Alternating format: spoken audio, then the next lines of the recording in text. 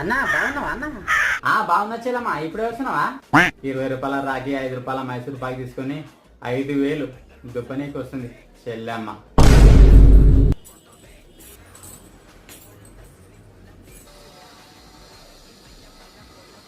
ఒక్క నిమిషం.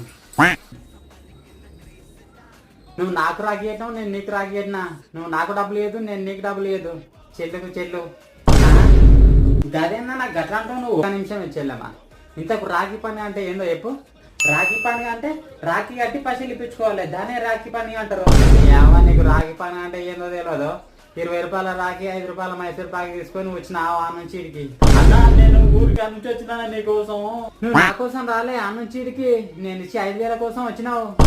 ఇంట్లో బిర్యానీ ఉండేది, మంచిగా కడుపు ఉండేది. ఫ్రీ బస్ ఎక్కి ఫ్రీగా ఇంటికో.